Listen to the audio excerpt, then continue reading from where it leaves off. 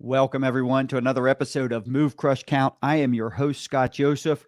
Before we get started, I want to give a quick shout out to our sponsor, J&L Marketing, the digital and direct marketing agency that helps you outsmart your competition so you don't have to outspend them.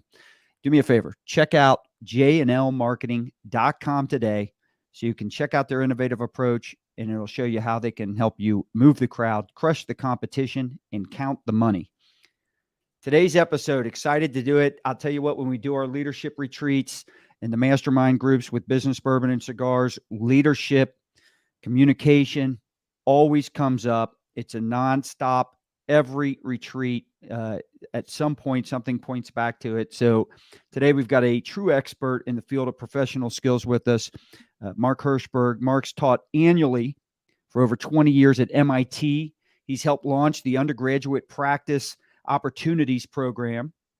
He's an author. He has spent his entire career developing new ventures with startups. Today, Mark's going to share his insights on how we can master essential people skills, things like networking, negotiating, leadership, communication.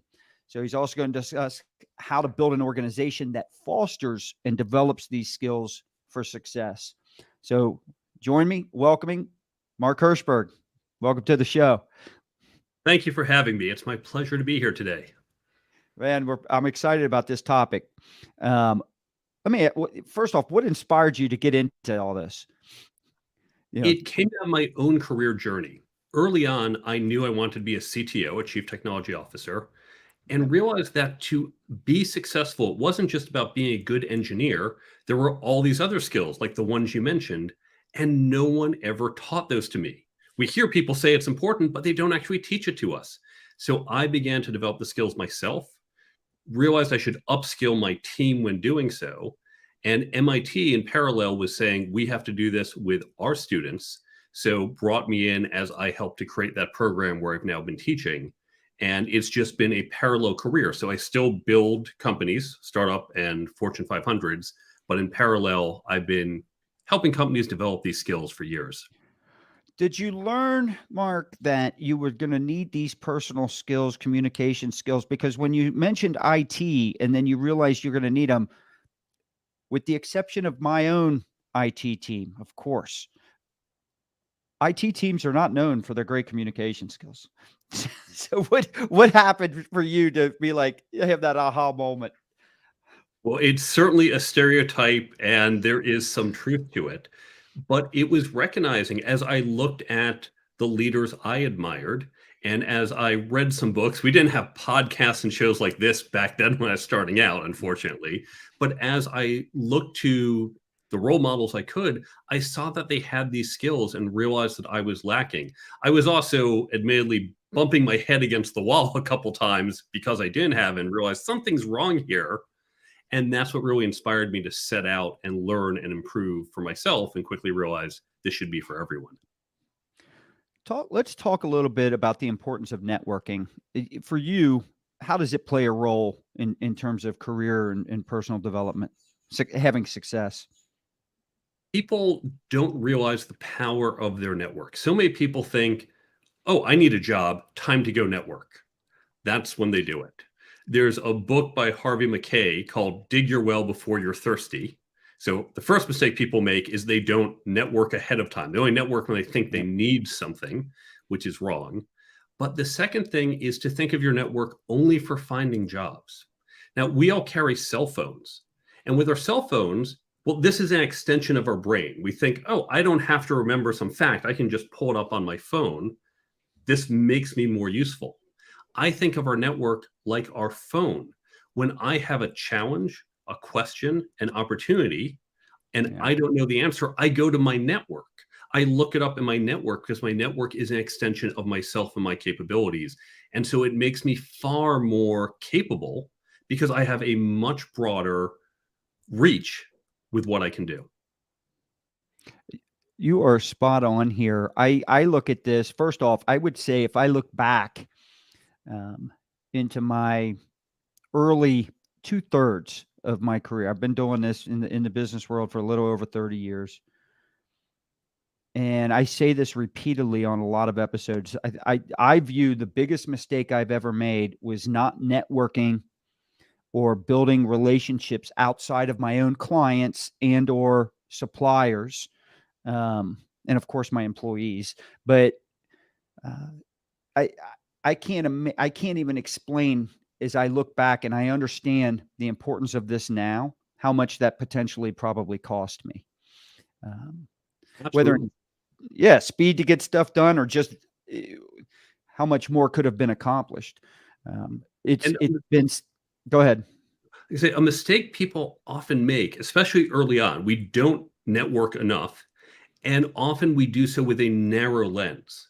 Now, I've met people who have said, "Oh, Mark, you can't help me. You're not in my field."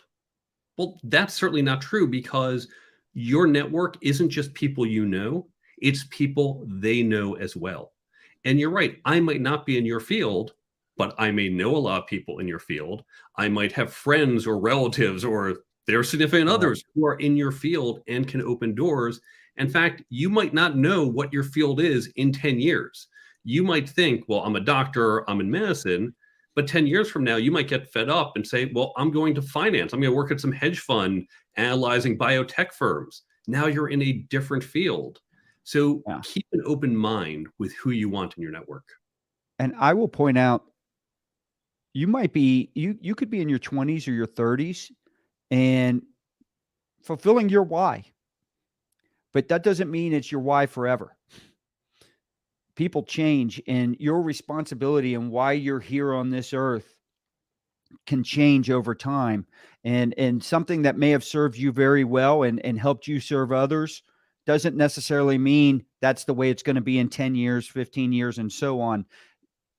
Your change is happening no matter what you do. We stream live here. So this is going out to YouTube, Twitter, Facebook, and LinkedIn, of course. Phil had a nice comment. Mark is a git, as we say in the biz.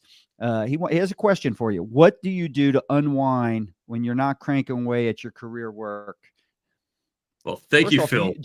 do you know each other? I don't believe so. The name is not familiar. So this Yeah. isn't a All plan. right. This isn't a setup. All right. Thank you I for know Phil. That's why I was asking. what do I do? It's been different things over time. I was a competitive ballroom dancer in my 20s. That took a lot of time. That was a lot of fun. I retired from that in my 30s. I spend a lot of time learning. I go to a conference called Renaissance Weekends that's similar to TED Talks, where I meet different people and learn from them. I read quite a bit. I used to do a lot of entertaining at home, a little less so the last few years with COVID, but that should be picking Right. up again. But honestly, I love what I do. And in fact, my primary job is I'm a fractional CTO, CPO. That's what I do. What we're doing right now, the book, the speaking, the podcast I go on, this is my fun. I am so passionate about helping people with their professional efficacy. So this helps recharge me. So what do you say to someone just starting off in their career and or they realize, wow, I've wasted a lot of time. I've got to do a good job. And by the way, before I finish that thought, what you're saying when we talk about don't wait until you have to network, you can apply that to recruiting talent into your organization as well.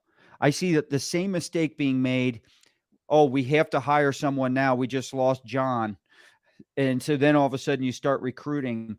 There's a good chance that someone better than John just got hired 2 weeks ago, 3 weeks prior, and you never had an opportunity because you weren't continuously recruiting, not continuously looking, not necessarily to replace John, but to build a bench of talent and have this network of people so that you could go to in case opportunities exist. I think what you're saying there applies to so many things.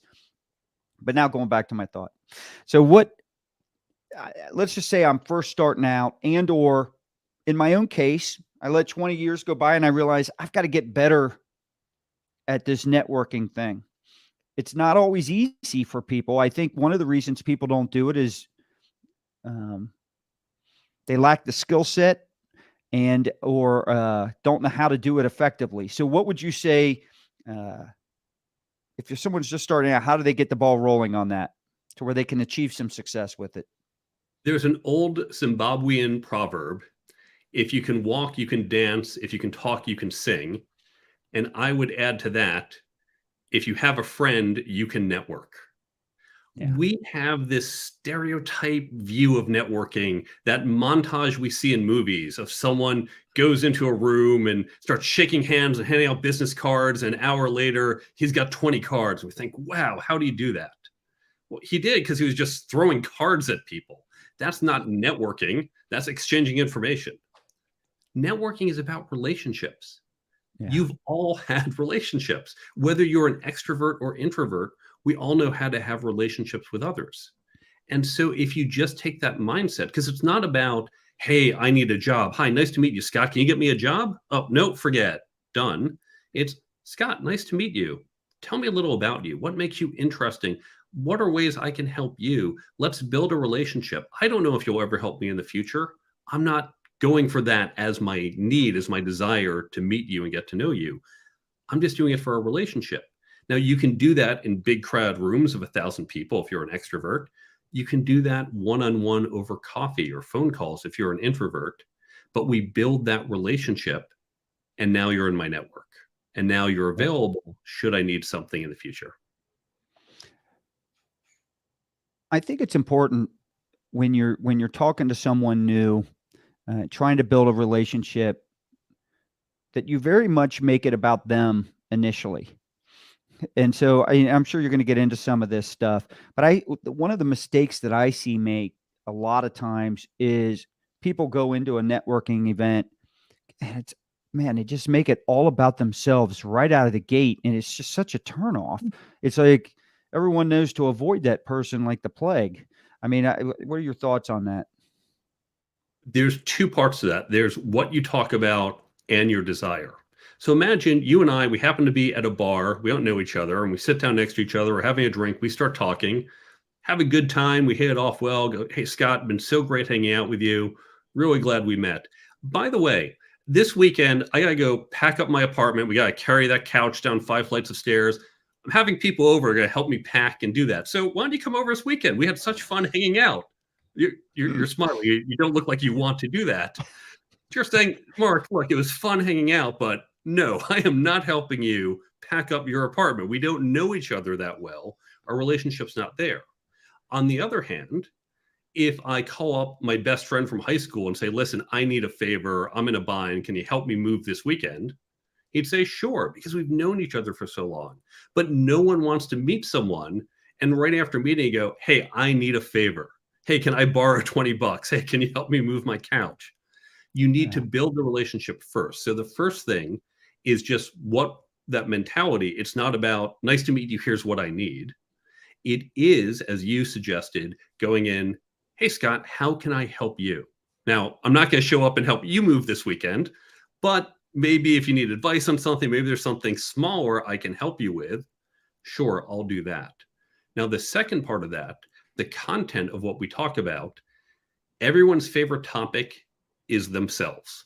People love talking about themselves. But if I'm talking about me, I might love that conversation. Not so interesting to you, but you'll probably like talking about yourself.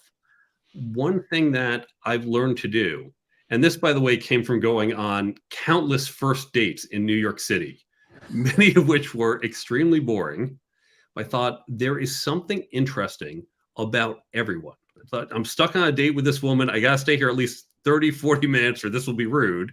Okay, how do I get the most out of this date? I know I'm not going to see her again. How do I make this a good conversation? There's something about her, something she knows, she does, somewhere she's been, that's going to be interesting to me. So I'm going to look for that. So you get to talk about you. I get to look for something interesting. And we both have a beneficial, enjoyable conversation. Why do you think networking can be so, like, let's just take networking events. I've been to a lot of them and I would even say I've been to events where I should have networked. They're not necessarily networking events, but they're great opportunities to. So big conferences, things like that. But there are specific events that are just, we're having a networking. I mean, it's literally called a networking event, right? It's usually a couple hours, local community type stuff, business leaders or whatever the niche might be. And I always see you show up, and I'm so happy you brought up the 20 business cards because I joke about that too all the time. So you show up, you see one or two people, you know, you end up one or two things usually happens, maybe three, but usually it's these first two. You end up talking to the one or two people you know all night, and you never really network with anybody else because that's where you're comfortable. Or two, you do go around, you get the 20 plus business cards, you stick them in your pocket or your purse. And the next thing you know, with all the great intentions to follow up with all these people and nothing ever comes from it. And then there might be just a small percentage of people that go to these events who actually make a decent thing out of it. And maybe a couple relationships form. Why are networking events so damn awkward? There's a lot to unpack in that series of questions. Let's talk about the 20 business cards. Yeah. I mentioned before I would go on lots of dates in New York City, and I would find those dates through online apps. Now, I'm imagining most of the audience, if they haven't used it themselves, they're familiar with it. So imagine if I pull the app right now, I go, okay, let's see, swipe, swipe. Oh, here's Sarah, swipe right. Ooh, she swiped right too. Great, Sarah and I matched. Scott, guess what? Sarah, that's my new girlfriend. No, we both swiped right. She's my girlfriend. We're in a relationship. No, Mark, you're not. You have to build that relationship. You have to go on dates with her. It's going to take some time. All you've done is express interest. But we have this mentality of, oh, I got this guy's business card. He's in my network. No, that's like swiping right. You have to build that relationship. So if you do go and collect business cards, whether it's 1 or 20, as soon as you get home, you are not done with that event until you start to reach out to them. Send them an email. You can send it at night. You can pre-schedule the email for the next day or two if you prefer, so you don't look too eager perhaps. And you send it out saying, hey, great meeting you. Always put where and when you met the person, because this way, if you don't talk and 2 years later you reconnect, you've got in the email, oh, here's where we first met. So, hey, great meeting you at this event on this date. I enjoyed talking to you about whatever it was. Let's connect. Let's grab coffee and continue the conversation. Here's my calendar link. When are you free? Or let me know when you're next in town. You want to create that next step to build the relationship. Just like if I get a girl's number at an event or swipe right, I got to move it to the date. It's all about relationship building. Yeah. And so, and one of the things that you have the advantage of doing, I think, in business, especially if you have decent memory or took some type of note, I mean, give. I mean, you have so many opportunities. If for instance, I found out, oh wow, Mark met him. That's the guy that was interested in this, not a product or service, but had an interest of some sport or some, whatever extracurricular activity you might like, or he mentioned he was having trouble with this in his business or whatever. If I have something or even a referral, that somebody that might buy from you, whatever it might be, give. I mean, try to be helpful and serve. Usually without expecting anything in return, by the way. And usually that does come back to you, I think. I mean, for me, the last 2 to 3 years, as I mentioned earlier, have been it's been life-changing for me in terms of the friendships that have been formed by doing what you're talking about right here. And if we don't discuss anything else, which we're about to, if we don't discuss anything else, I want people to walk away from this show today and say, wow, I'm going to focus on just that and watch what happens to their life. Because if you truly surround yourself with the right people, I just think that sky's the limit for everyone. Let me go down one other thread in the question you asked. You talked about how we stand around with our friends the whole time. And I know I was guilty of that early on. There's a couple ways you can break out of this. So first, you can have the mentality. I have friends who say, I have to meet at least 3 new people per event. And that's just their mentality. And I know it's awkward at first, but it gets easier over time. Yep. Another option, if you get there very early, right at the start, there's one other person in the room. What are you going to do? Stand over in the other corner and look at them? No, you're going to walk up to them and talk. So getting there very early is a good way to start to get to talk to other people. standing, by the way, by the food or drinks, because that's where everyone's going to be going. So you can catch people that way. There's one other really good tip, and this comes from Robbie Samuels. Robbie is also a networking expert and does a lot of events. Robbie had this brilliant idea. He said, think about croissants, not bagels. When we're in an event, we stand around and we circle up, we circle the wagons, and we face our friends, our backs are to everyone else. And it's hard for a stranger to walk up to that circle and kind of squeeze and go, hi, bunch of people know each other and haven't met me. I want to join your circle. And what Robbie said, and he would do this at the events he would run, Robbie said, think about a croissant. A croissant is open on one end. It's not that closed circle. And if you and the folks you're with, it's natural for us to stand in a circle, but if you intentionally think croissant and keep that opening, it's so much easier for someone else to walk in and join you. And I know it's hard, but this mentality works. Such a God. This reminds me. Back when we would do our company J&L Marketing used to do a lot of trade shows and expos, things like that. That was one of the biggest things I used to tell our team is, guys, no huddling around and talking to each other, because it's so uninviting to the visitor or the person walking by the booth. It's not that they're intimidated, but it's not a welcome. It's not easy. It's not natural to walk up and interrupt that. So yeah, you're spot on there. I'm glad you brought that up. That's a great point. Let's switch gears a little bit and let's start talking about negotiating. So what are some of the most common mistakes you see with professionals when it comes to negotiating? The absolute biggest mistake is that people start negotiating when they get in the room. Think about your favorite sports team. They step onto the field, they start to play, but that's not their whole job. Their job began long before they set foot on the field. They have been training and practicing, preparing.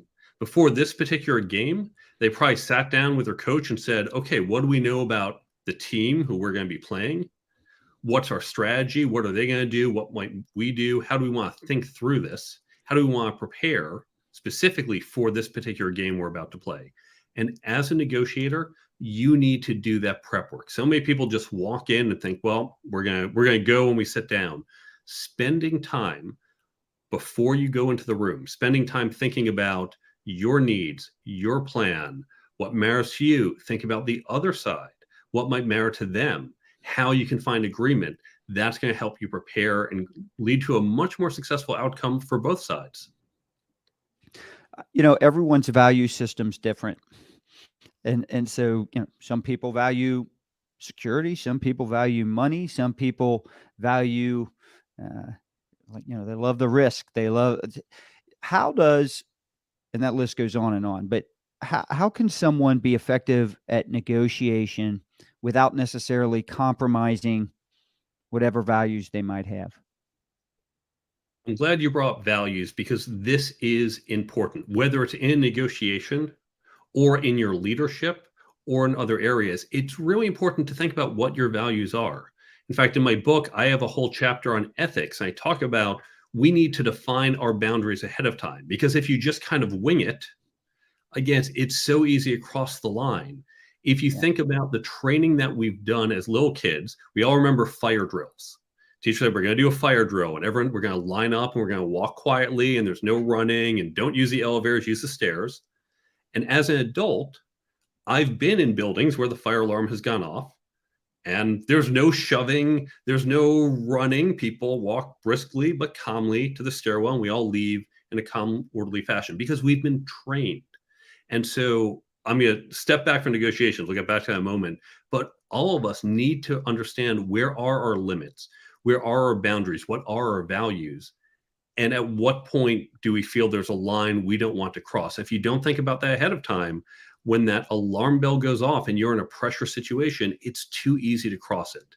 So do think a little ahead of time. To talk leadership for a little bit. I feel like some people it comes naturally. And then there are some people where leadership is important and maybe it doesn't come is naturally to them. So for that person, how do you cultivate? Even if you're a business leader and you see potential in people, it doesn't mean they always see the same potential in themselves. So how do you cultivate leadership? And I'll let you take that wherever you want to go. You're right that there are some people who are natural and others where it's not true. There are also people who are natural at music or sports or negotiating or networking or ballroom dancing. And by the way, I was not a natural at Wait, ballroom dancing, that's where I was. but it was a lot of hard work and training. And the thing is, the people who say, well, I'm just naturally good at it, I don't really put a lot of work into it. That's great. They're here. But those of us who start down here and put in the work, we can rise above it. So Yep. all these skills that we're talking about, know they are all learnable. Yes, some people are natural and you may or may not be, but it doesn't mean you can't learn and acquire these skills.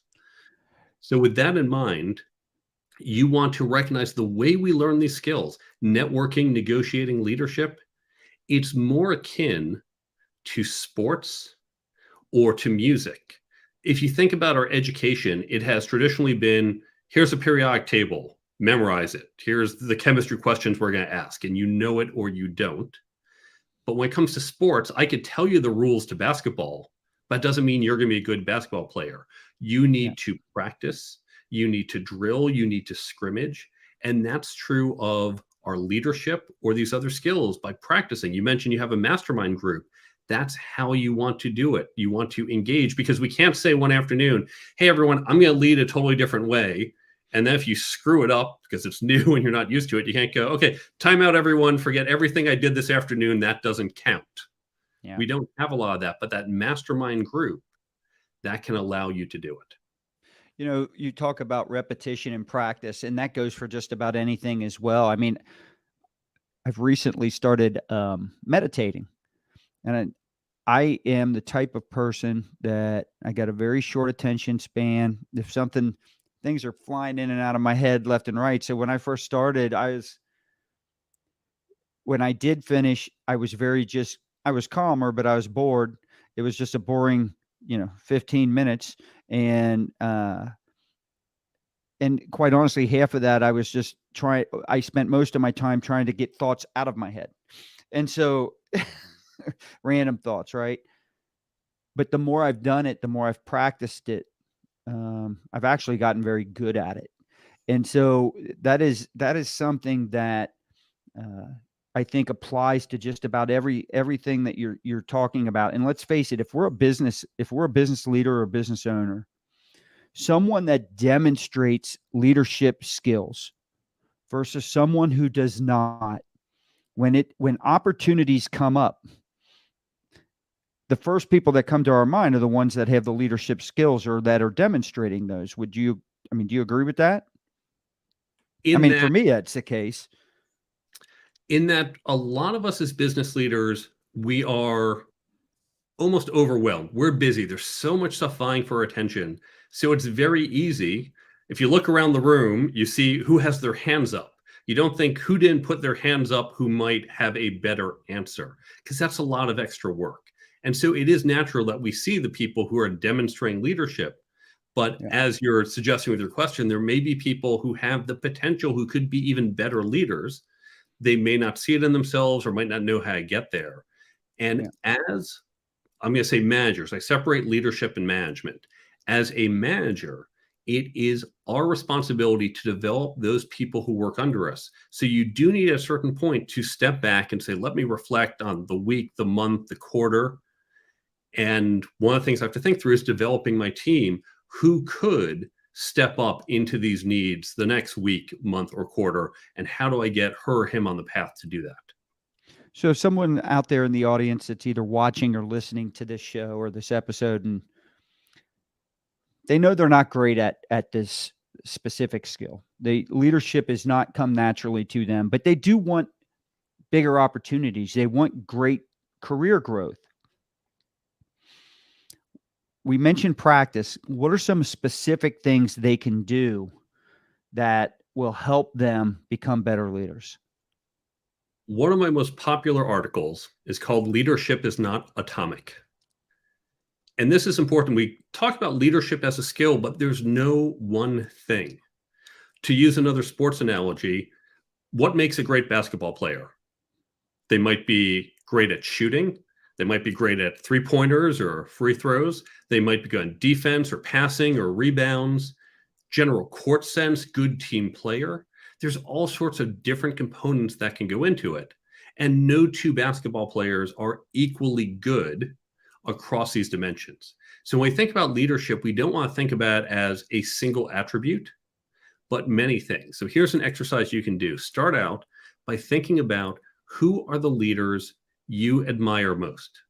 These could be people you know, maybe someone in your company, could be someone you admire from afar, a business leader, politician. You don't have to know the person. Could even be a fictional character. That is fine too. Take a few of the people you admire and then write down what is it you admire about these people. What are the qualities, the attributes, the actions they take? And that's going to give you some insight into what type of leader you want to be. Now, there's all these components, but again, we're all going to be different types of leaders. These are components that most resonate with you. Once you've defined, these are things that I really value. Now, like the basketball player, you can do drills. You can go practice that. And what that is, of course, will depend on that particular skill. Even if you yourself are not in a leadership role or have the opportunity to lead, regardless of role, you can still work on these skills. In fact, many of these skills apply even to non-leaders. And so this is how you can create a plan to start to develop your own leadership. So if I'm a business leader or owner and I want to develop more leaders in my organization, let's take it on the flip side. What can I do to help our teammates become better leaders? The best way to do this is through a peer learning program. Now, we've talked about the fact that this is something that needs practice over time. You would not, with your basketball team, say, hey, listen, we're going to send you to a 2-day training clinic. Great. Okay, welcome back. You're done for the season. You've learned everything you need to know. Now just go play it. Of course not. We say, no, you have to regularly train. And in our business, we do that. We say, oh, congratulations, you're a new manager. So here you go. Go off this 2-day manager training program. Good. You're done. You know everything you need to know. We want to do what the sports teams and the musicians do, which is that regular practice. And we're going to use, you talked about mastermind groups. We're going to use this idea. What I'm going to describe, this is how we teach at MIT. This is how top business schools teach. And you can do it yourself. There is no cost to doing this. You're going to create peer learning groups within your organization. So create groups. I recommend about 6 to 8 people in size, but there are ways you can scale it up. And at the end, we'll give you a URL where you can find more information completely free. Create these peer learning groups, about 6 to 8 people. Have them meet on some regular cadence, every other week, once a month, whatever makes sense. Now, the group should be diverse, obviously diversity, race, gender, that, but also by their function. Don't put all your engineers in one group and all salespeople in another. You want a cross functionality. By the way, if you're a small company and you feel, well, I don't have enough people, there's only 5 of us, go find other companies who are also small and say, we're going to get people just cross company. You do want to be a little careful. You don't want very senior people with very junior people, because there could be some dynamics of the junior people are concerned about what they might say. So keep the levels equal, but cross discipline. And then you have them engage with some content. Now, you can use a book, and yes, you can use my book. Don't have to. You can use other books. You can use articles. You can use videos. You can use a show like this one. They listen to an episode. They just need some starting piece of content, a few pages from the book or the article or the show, and then they come together and discuss it. Because in that discussion, if we just talked about leadership, talk about, well, what you get out of the show? What do you think? And you're going to have a different perspective than I will. So, I never would have thought of it that way. And someone else will share a challenge she might be facing. And someone else can share how he had a similar problem, what he did that worked and didn't work. And this is that scrimmage. I mentioned earlier, we can't do a timeout in our job. We can't say do over, this doesn't count. But in this group, this is where we can practice and think through things and talk through it. Now, you can also, if you want to be more formal, you can use case studies that you can buy from business schools. But these discussion groups, this is how you're going to upskill your team. And it has these 4 great benefits. First, you are upskilling your team. Your whole team is going to get better. Second, you are creating employee engagement. We know, especially in this job market, even though the economy, when we're recording this in 2023, is starting to weaken a little, the job market's looking strong. Employees don't just want a paycheck. They want to feel engaged and supported. Third, you're fostering internal networks. We talked about networking with others externally, but internal networks in our organization is so important, especially outside your department. And this is going to help that. And finally, you're creating a common language. If the book you pick, for example, is good to great, and you've all read it, then you can say hedgehog model. Everyone says, oh, I know exactly what you mean, Right. because we have that common framework. So these 4 things, remember, it is all completely free. Maybe you buy a book for it, maybe not. Otherwise, it's all free and will help improve your company, engage your employees, and create lots of benefits at no cost. So whether it's networking, whether it's leadership, whether it's negotiation, all these like revolve around communication, obviously. I think this is probably, I look back and early in my career, I don't want to say I was inflexible, but I only knew one way to communicate. All right. And obviously, as you start to scale, your workforce becomes more diverse. All right. And one communication style that was working very effectively here doesn't necessarily mean it works here. In fact, it could mean your intentions could be great, but you could have a negative impact or a negative consequence in terms of what your actual intention was. So what's the most effective way to communicate in a diverse workplace? We need to recognize that everyone has a different communication style, Mhm. and it's important to adapt to that. So let me back up and give an example. Imagine I'm going to Paris and I'm going to give a talk. I unfortunately don't speak French, so I'm going to give that talk in English. Now, everyone in my audience needs to sit there, listen in English, and in their head, they have to translate into French. And only then can they think about what I'm saying and if it makes sense and if they agree or how they'll use it. I think of it like a mental tax. It's like they have a CPU and 20% of the CPU is now stuck on translation, so only 80% can listen to the message. Well, that makes me less effective. They can't focus on the message, they're focused on translating. Wouldn't it be nice if I could speak French? That would make it so much easier. Now, I unfortunately can't learn French and Mandarin and every other language out there. But when it comes to the workplace, we use different languages, different styles, not quite the same as French and Chinese, and we can learn it much easier. So here's a very simple model. Imagine you have to pitch an idea, and you are pitching to someone extremely left-brained. I always think of Sheldon Cooper from Big Bang Theory. Think of how you would pitch your idea to Sheldon Cooper. Say, okay, we're going to have a very detailed process, step by step. We can have 30 points, and each of them have 6 subpoints, and that's okay. We can go one by one, because Sheldon Cooper would like that. I would bring Jamil in with me. That's our president that would gives all the specifics and all the attention to detail. I'd struggle with this guy, so I'd love this scenario. Keep going. Well, now let's imagine the opposite, and maybe that's you. Maybe you're an extreme right brain person. And if I tried to give that Sheldon Cooper pitch to you, about bullet point 3, I'd lose you. Yeah, right. Your eyes would glaze over. You just go, oh, you tune me out. Like, I don't want to deal with this, and I've lost you.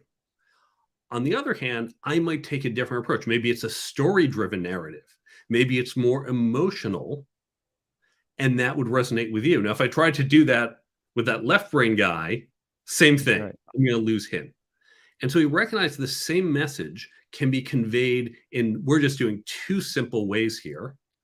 But if I do it the right way, it can resonate, you can pay attention. If I do it the wrong way, at best, I'm giving you that mental tax where I have to say, oh, no, I have to remember all these bullet points, these things, and oh, it's so much taxation on my brain. Worst case, I just lose you. And now this is a very simple model, but we can expand this to a more complex model, and learning how to communicate within these different styles will make us more effective. I just my brain always goes back a lot of times to marketing and sales. And when you're talking about how taxing on the brain, it's no different than we've got a lot of people in sales in our audience. It's no different than when you're trying to sell someone and you're vomiting so much information on them. It could be the best product in the world, but if they're perceiving it as, "Ugh, this is complicated, I don't want to have to deal with this." In other words, I don't want to have to think my way through this. If you don't simplify, whether it's the integration or simplify just the message, a lot of times it doesn't matter how good your product will do for them. They're not buying. I've had this challenge with salespeople. Very often I walk out of a sales meeting 5 minutes into it because saying this is just not worth my time. I even had a sales meeting recently. It was a colleague, knew the company, so I couldn't just walk out. The first meeting, they just ran through their whole pitch. That didn't help me understand how this will solve my problem. Gave me a sense of what they've done for others, but it didn't translate in my head. But they had their pitch down, and this is how they tell it. So that was a waste of an hour. Mm. When we did the follow-up, when I explained my answers weren't met, or the questions weren't answered, we did a follow-up. I said at the start, I said, here are the 3 questions I need answered. And they went off on some tangents, and then other people jumped in.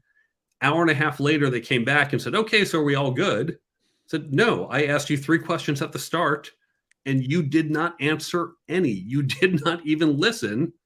So this was a waste of time. And so as salespeople, of course, we very much want to be attuned to the need, the goal of our customer, what they're trying to get out. And then I imagine many salespeople have had the training. Often I see these 4 quadrant models, the 4 styles of customer and which style makes sense. And you're going to, of course, change your pitch for that style. And that's very much a similar idea. I was teaching it more generally in the book, but it can apply specifically to sales or other things. That's what you've probably learned in other models.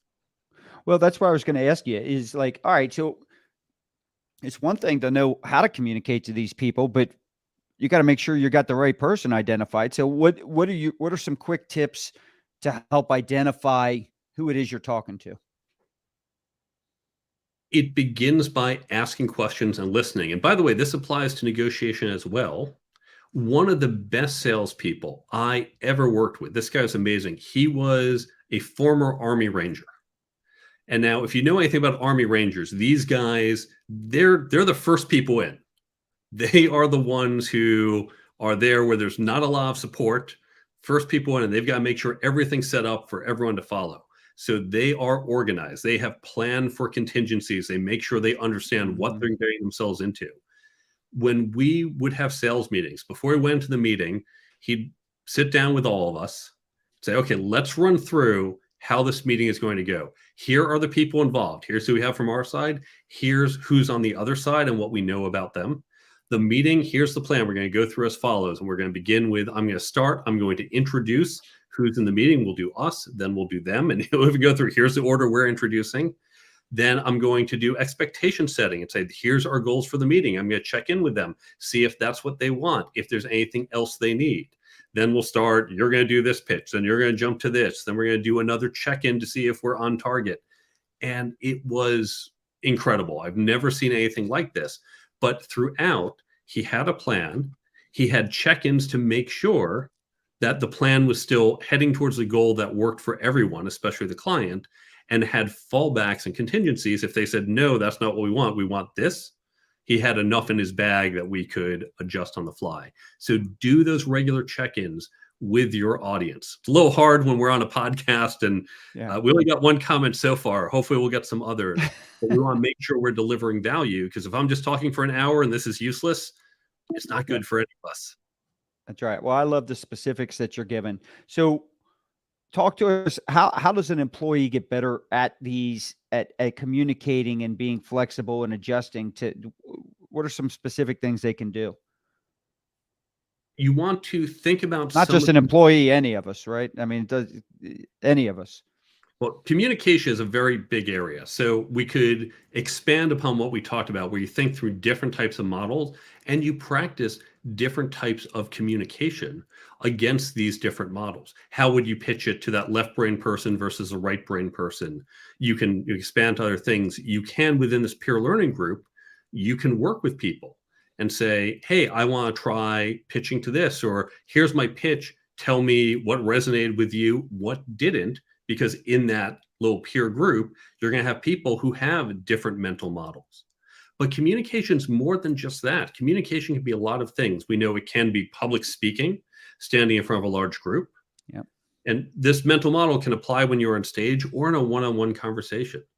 It could also mean writing concise emails. That's another form of communication. It could be taking something very technical in your discipline. You talked about IT earlier. We have a lot of buzzwords, and often we have to explain that to people who don't know our buzzwords, who don't know our tools. But the same thing could be true of, for example, finance. They have lots of terms like treasury function, and other people might not know what treasury function is, or audit. I know the term, but what does that mean? So being able to describe things in your discipline to people outside your discipline in ways that's relevant and meaningful for them, that's another type of communication skill. So there's a whole bunch of ways we can go, but it comes down to practicing with others.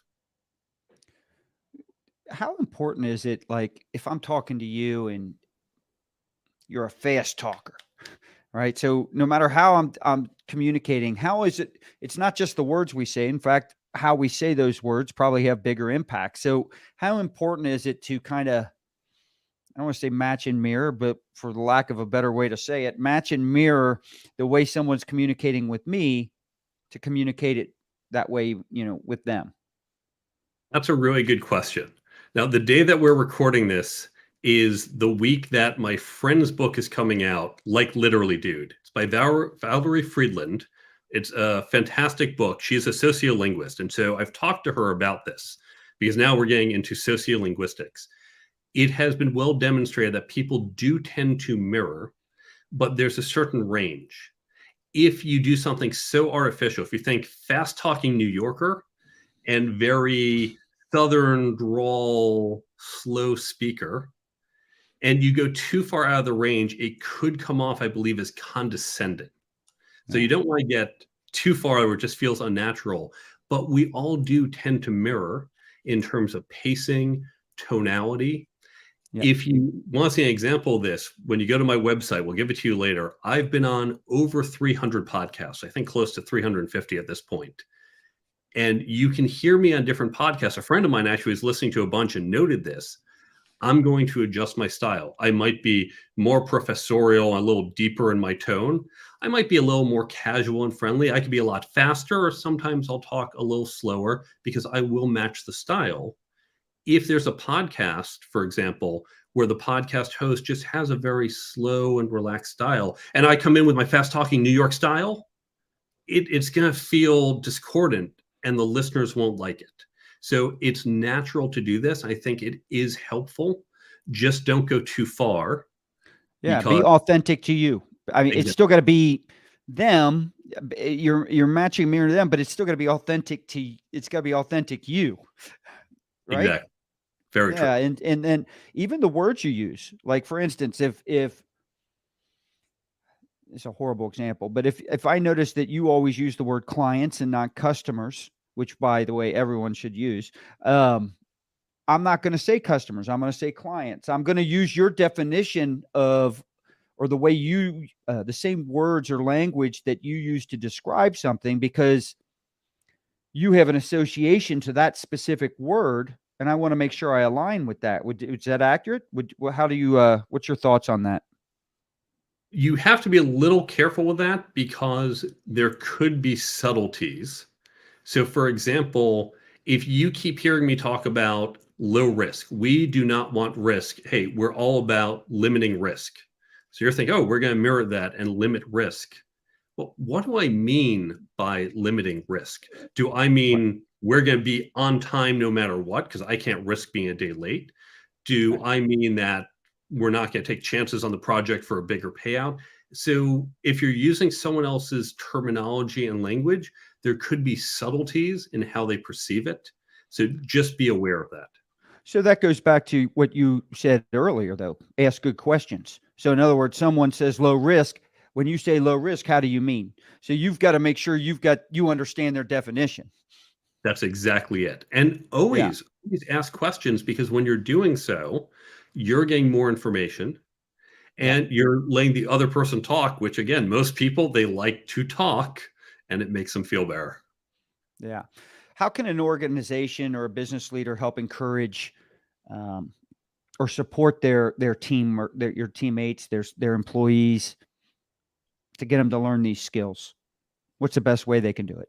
It's the peer learning groups that we talked about earlier. So it means committing to some time. We said there's no cost. You don't have to pay money to do this, but obviously you need to say to your team, you're going to spend an hour once a month, twice a month doing this. And we're supporting you in that. That's okay. In fact, this is good. So create those groups.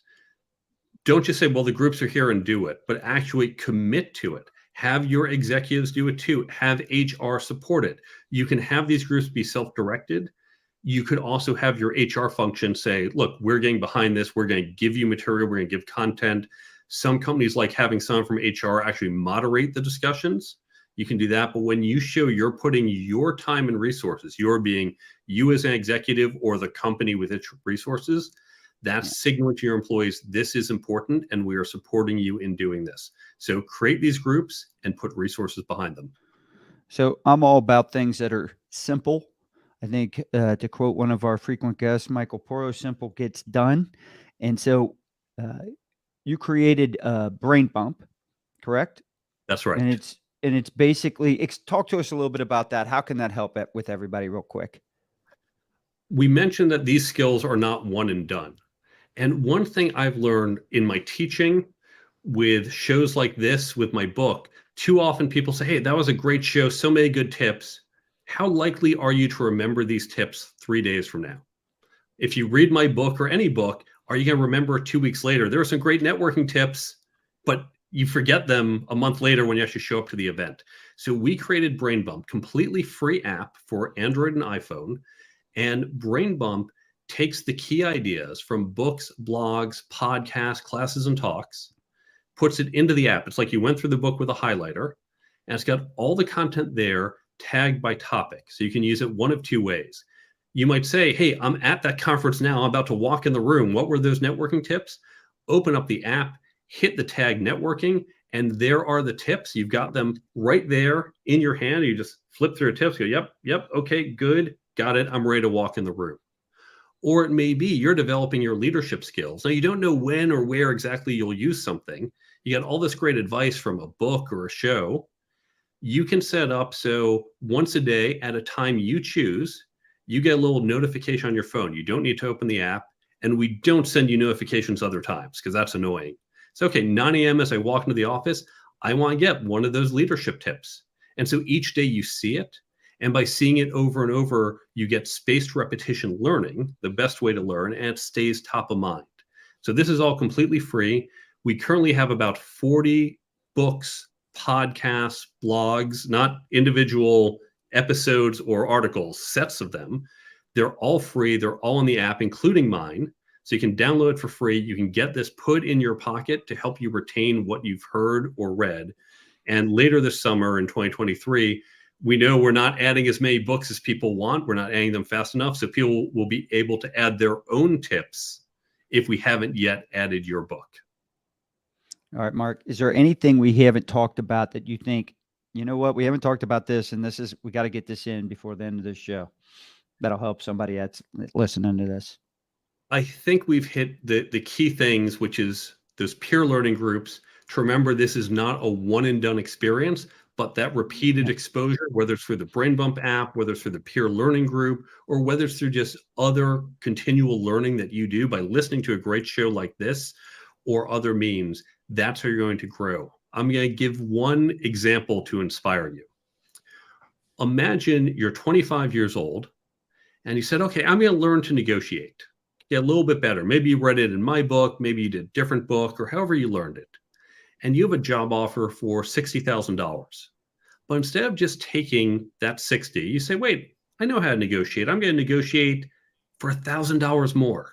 That's a small negotiation. We can imagine doing it. 5 minutes, now you've got 61,000. If you do nothing else in your career, if you stay in this job for the next 40 years until you retire, 5 minutes worth of work just got you $1,000 more for 40 years. $40,000. If someone said, read a book or read a chapter, take 5 minutes to do this, and it's worth 40,000, wouldn't you do that? Now, of course, you're saying, but I'm not staying in that job for 40 years. You're going to have promotions and raises and other opportunities, other jobs to negotiate. You're going to get more than $1,000 each time. If you learn to negotiate, you can easily add hundreds of thousands of dollars to your lifetime income. Now, I use negotiations because we can do the math. We can imagine I can get $1,000 more in 40 years. But what I just described, that compounding effect, applies to all of these skills. Now, no one's going to say, well, you know, Scott, you're a better networker, so here's $1,000 more when we hire you, or slightly better leader, here's a little more money. But by being a better networker, you will get more opportunities. By being a better leader, you will stand out and get promoted faster or get the job. It's not quite as linear with the math, but all of these skills, if you get just a little bit better, it's going to lead to tremendous success as it compounds over the years. It doesn't matter what career you have. If you're not, there's some aspect of selling, whether it's just like you just said right there, negotiating, whatever it might be, you can improve your personal and your profession. And by the way, that goes for our personal lives as well. There's a constant negotiation going on there too. So yeah, these skills apply to everything, professionally and personally.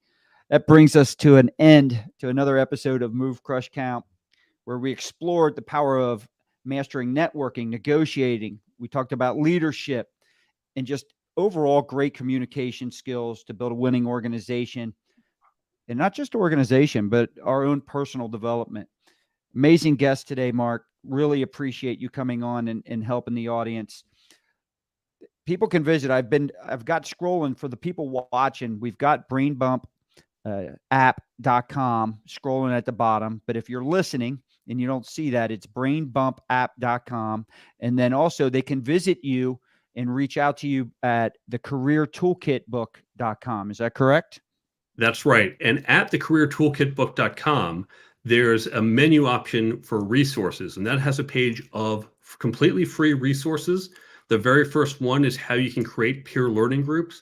I don't even ask for your email. Just take it, use it. In fact, the copyright on that is open, that you can just delete my name, put your name in there and say, hey, I've got a good idea for a company. I'd rather you take credit if that's what it takes for it to get done. Definitely implement it at your company. So that's all at thecareertoolkitbook.com. You know, we started this episode talking about relationships and networking. It's impossible to do that well without great communication skills.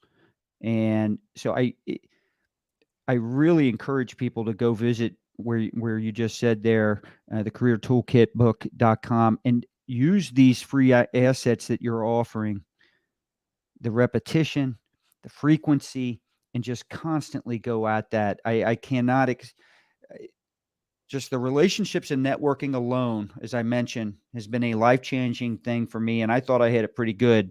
But there's levels upon levels and upon levels that people can go both personally and professionally. So I want to thank you again.